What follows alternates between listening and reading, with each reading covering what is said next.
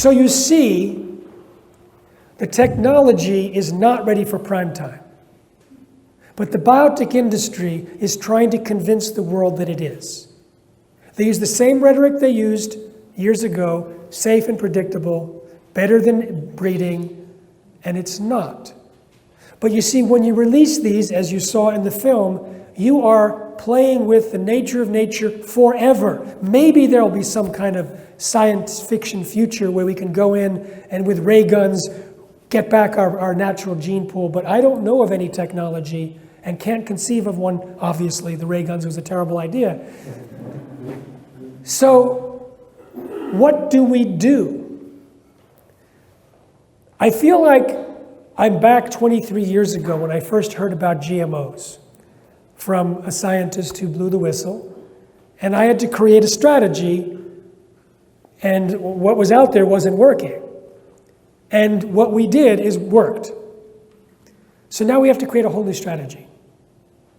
We need to look at international treaties like the World Trade Organization and the Cartagena Protocol Conference on Biosafety. We need to look at federal governments, state governments, local governments, curricula in schools, scientific advisory boards, institutional review boards, liability laws. We need to bring it to the religious organizations, to the indigenous people, to the moms. We need to bring it to everyone. Why? Because the math is not as simple as convincing 5 or 6 or 10% of a population to change their diet.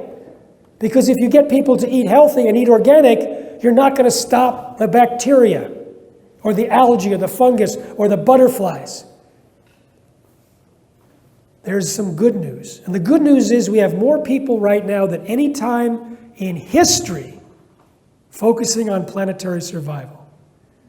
In this regard, global climate change is a good thing for us. Because there's already 10 million students that walked out. There's already half the population that's alerted to it. Thinking about planetary survival, thinking about humans' impact through technology that could create extinction or dramatic effects downstream. So our plan is not to invent a new movement with new people and new organizations, but to seed all of the movements out there.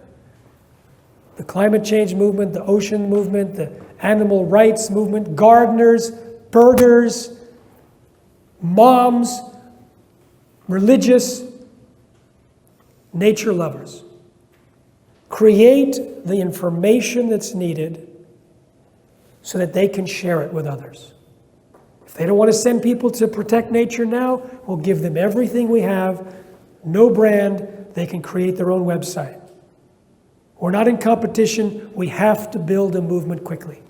Thank you all for your time.